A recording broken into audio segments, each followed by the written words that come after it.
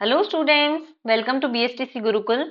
मेरा नाम है रुचि गोस्वामी और आज की जो हमारी क्लास रहेगी वो राजस्थान जीके की थ्योरी की क्लास है, जिसमें हम एक टॉपिक पे बात करेंगे, डिस्कशन करेंगे, जिसमें से हमसे काफी इंपॉर्टेंट क्वेश्चंस हमें एग्जाम में पूछे जाते हैं। आपने अगर टेलीग्राम चैनल को ज्वाइन नहीं किया है तो आप उसे ज्वाइन कर लीजिए। कोई इन्फॉर्मेशन अपडेट आपको चाहिए, किसी क्लास की पीडीएफ अगर आपको चाहिए तो आप मैसेज कर सकते हैं। राजस्थान जीके का जो हमारा लास्ट टॉपिक पे जिस पे हमने बात की थी वो थी राजस्थान की लोक देवताओं के बारे में हमने बात की थी, और इस टॉपिक पे हम बात करेंगे राजस्थान की लोक देवियों के बारे में। हम इस टॉपिक पे बात करने वाले हैं। सबसे पहली बात करते हैं हम करणी माता के बारे में। इनका जो मूल नाम है और जन्म स्थल इनका है, इनका जन्म मारवाड़ के सुबाब गांव में एक चारण परिवार में रिद्धाबाई के रूप में हुआ था। बचपन में ही चमत्कार दिखाने के कारण इन्हें करणी माता मतलब चमत्कारी माता इनको कहा जाता है। इनका जो मंदिर है देशनोक मंदिर, देशनोक में स्थित है, और इस मंदिर में लगभग 25,000 से अधिक चूहों को काबा कहा जाता है। और मान्यता ये है कि भक्तों का अगला जन्म चूहों के रूप में होता है। ये इन माता की मान्यता है। सफेद चूहे के दर्शन को बहुत शुभ माना जाता है। अगर किसी व्यक्ति को वहां सफेद चूहे के दर्शन हो जाते हैं तो वो बहुत शुभ माना जाता है। और ऐतिहासिक संबंध है कि करणी माता ने राव जोधा को मेहरानगढ़ की नींव रखने के लिए आशीर्वाद दिया था, कि बीकानेर शहर की स्थापना में भी महत्वपूर्ण भूमिका उन्होंने निभाई थी। चूहों की देवी ने कहा जाता है। इनका जो विवाह हुआ था वो दीपोजी चारण से हुआ था, लेकिन उन्होंने वैवाहिक जीवन त्याग कर तपस्वी जीवन चुना था और अपनी छोटी बहन का विवाह अपने पति से करवा दिया था। चमत्कार और अगर मृत्यु के बारे में हम बात करें तो इन्होंने मारवाड़ में अकाल के समय पानी की समस्या सुलझाई थी, और लगभग 151 वर्ष की आयु में 1538 ईस्वी में इन्होंने समाधि ली थी। और मान्यता इनकी यह है कि वहां इतने चूहे होने के बावजूद भी मंदिर में कोई बीमारी या फिर गंदगी नहीं फैलती, जिसे देवी का आशीर्वाद और आश्चर्यजनक माना जाता है। काफी चूहे होने के कारण वहां पे कोई गंदगी और बीमारी नहीं फैलती है। ये करणी माता का इसमें चमत्कार माना जाता है।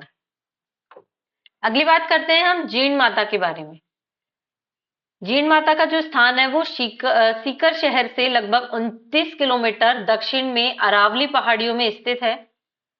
जीण माता को दुर्गा माता का अवतार माना जाता है और शक्ति का रूप भी माना जाता है। ये इतिहास है, इनकी मान्यता है कि इनका जन्म चौहान वंश में हुआ था और इनके भाई का नाम हर्ष था, जिनका मंदिर पास ही की पहाड़ी पर है। मंदिरों में हजारों सालों से बिना अखंड ज्योति जल रही है। ये एक चमत्कार माना जाता है जीण माता का। कहा जाता है कि औरंगजेब ने इस ज्योति के लिए दिल्ली से तेल भेजने की बात मानी थी। इसमें एक मधुमक्खी का चमत्कार यह है कि औरंगजेब की सेना द्वारा मंदिर तोड़े जाने की कोशिश पर माता ने मधुमक्खियों का रूप धारण कर सेना को भगा दिया था।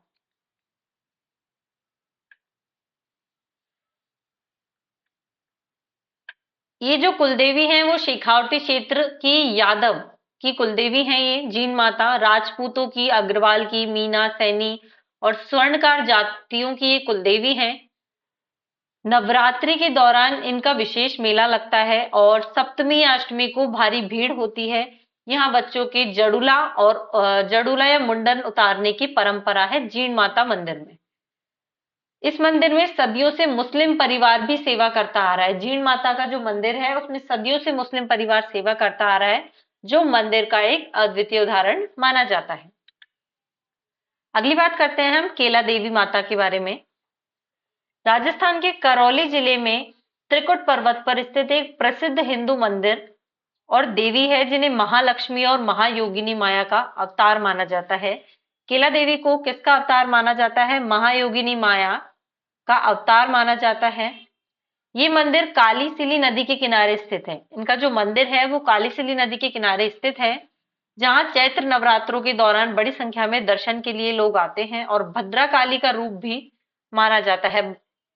काफी बार एग्जाम में क्वेश्चन पूछा जाता है कि भद्रा काली का रूप किन्हें माना जाता है? केला देवी को। इनकी एक मान्यता ये है कि ये वही योग माया है जिन्होंने नंद यशोदा के घर जन्म लिया और कंस के हाथ से छूटकर जो आकाश में उड़ गई थी, वो कैला देवी हैं। इनका जो स्थान है वो राजस्थान के करौली शहर से लगभग 24 किलोमीटर दक्षिण में स्थित है। और इनकी सबसे बड़ी विशेषता ये है कि केला देवी मंदिर की एक अनोखी बात यह है कि यहाँ कभी भी बलि नहीं दी जाती, कभी भी यहाँ बलि नहीं दी जाती है। यहाँ पे भक्त अपने बच्चों का पहली बार मुंडन कराते हैं और माता को बाल समर्पित करते हैं। हर समुदाय की अपनी माता होती है और जिन समुदायों की जो माता होती है वहीं पे अपने बच्चों का वो मुंडन कराते हैं। इस मंदिर की जो स्थापना है वो योगी द्वारा या बोहरा भगत नाम के चरवाहे द्वारा माता की मूर्ति की स्थापना यहाँ की गई थी। केला देवी का मेला बहुत प्रसिद्ध है जो हर साल चैत्र माह में आयोजित होता है। केला देवी का मेला कब आयोजित होता है? चैत्र माह में। अगली बात करते हैं हम शिला देवी के बारे में। जयपुर की शिला देवी जो कि आमेर किले में स्थित है और यहाँ माता काली मतलब अंबा माता का रूप पूजा होती है, काली माता की पूजा होती है और ये मूर्ति शिला पर तराशी गई है, इसलिए इसे शिला देवी कहा जाता है, जो कि राजस्थान की ऐतिहासिक विरासत का एक हिस्सा है। बांदा की वीरांगना शिला देवी 1857 के भारतीय स्वतंत्रता संग्राम में बांदा की एक निडर महिला जिन्होंने महिलाओं की एक टुकड़ी के साथ अप्रैल 1858 में अंग्रेज सेना के खिलाफ तलवारा से बहादुरी से युद्ध लड़ा था, वो थी शिला देवी। अगली बात करते हैं जम्बाई माता के बारे में। कछवाहा वंश की ये कुलदेवी मानी जाती हैं जम्बाई माता और अन्य जातियों द्वारा भी ये पूजी जाती हैं। इनका जो मंदिर है वो जयपुर जिले के जम्वा रामगढ़ में रामगढ़ झील के पास पहाड़ियों की तलहटी में इनका मंदिर स्थित है।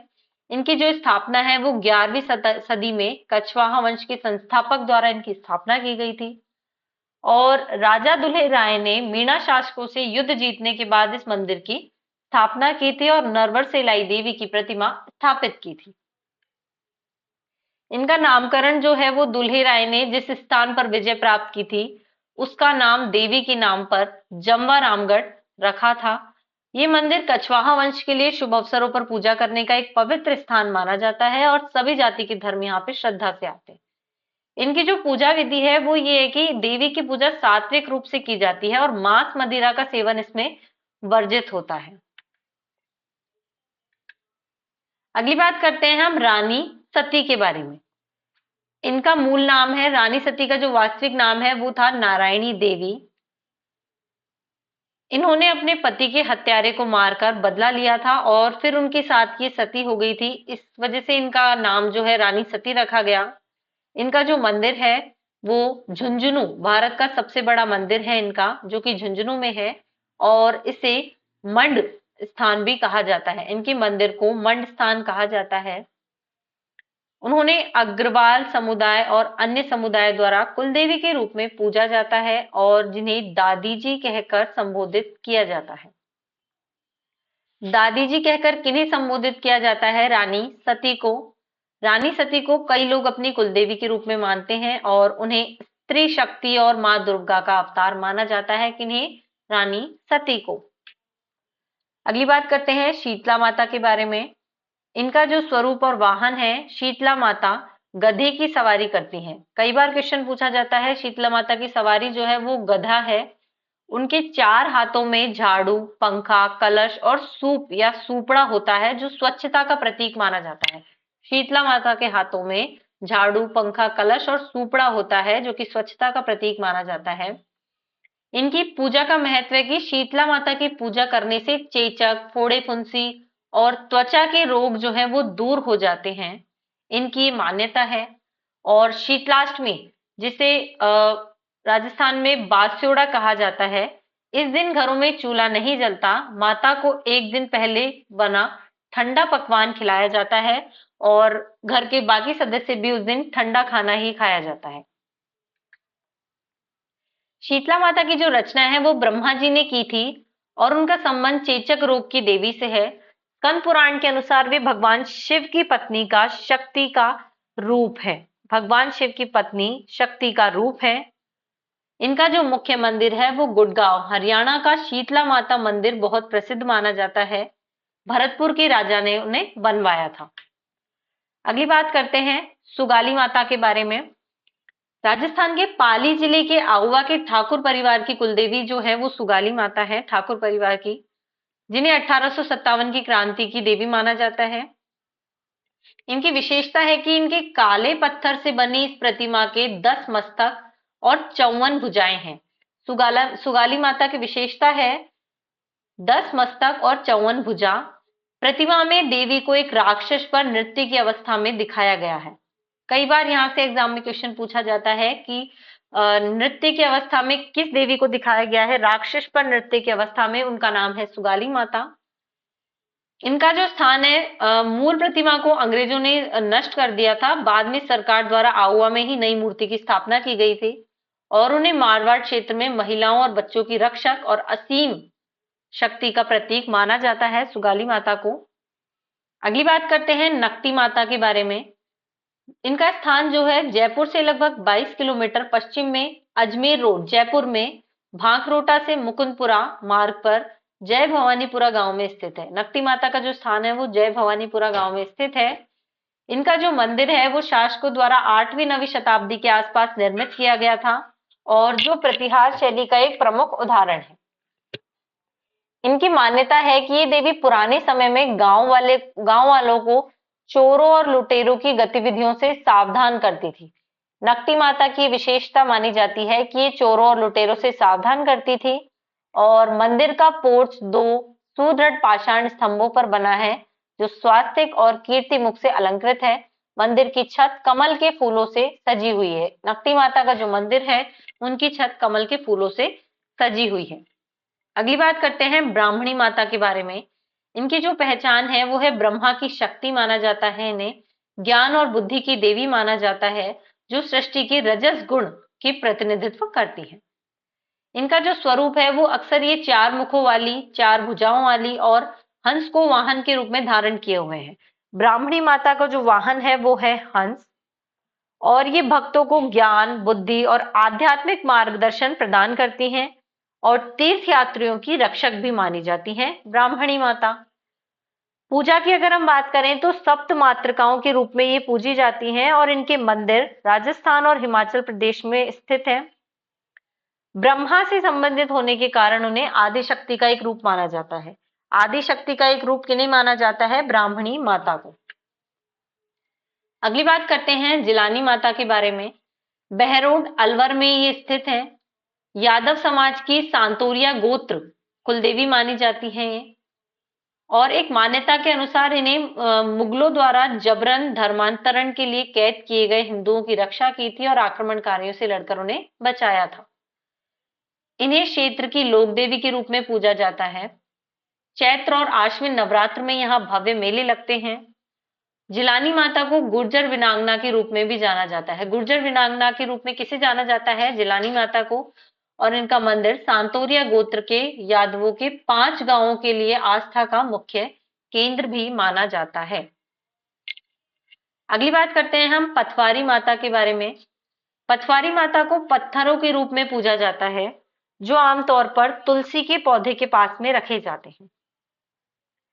तीर्थ यात्रा या फिर बारात या किसी भी शुभ यात्रा पर जाने से पहले पथवारी माता की पूजा की जाती है ताकि यात्रा मंगलमय हो। अपनी यात्रा को मंगलमय बनाने के लिए पथवारी माता की पूजा की जाती है और इसी के लिए ये प्रसिद्ध हैं। इनके जो पूजन का समय है वो कार्तिक मास में विशेष रूप से पथवारी माता और तुलसी की पूजा की जाती है। यहाँ प्रतिदिन सुबह शाम धूप दिन और आरती की जाती है। इनकी जो पूजा विधि है उस पूजा में रोली, चावल, चंदन, फूल, सिंदूर और दीपक का उपयोग किया जाता है। साथ ही दूध या जल से इन्हें सींचा जाता है। इनकी एक कथा है कि एक बुढ़िया की बहू की भक्ति से प्रसन्न होकर उसे धन धान्य का आशीर्वाद दिया है पथवारी माता ने। और पथवारी माता को घर के शुभ कार्यों में जैसे बच्चे के जन्म के बाद और बारात वापसी पर अवश्य याद किया जाता है, जिन्हें कुल देवी के रूप में भी माना जाता है। ये था आज का हमारा काफी इंपॉर्टेंट टॉपिक राजस्थान की लोक देवियां, जिसमें से काफी क्वेश्चंस हमसे एग्जाम में पूछे जाते हैं। इन पूरे टॉपिक्स की डिटेल्स को पढ़कर हम इससे रिलेटेड काफी क्वेश्चंस एग्जाम में सॉल्व इजीली कर सकते हैं। तो मिलते हैं एक नई क्लास के साथ में। Thank you so much for watching.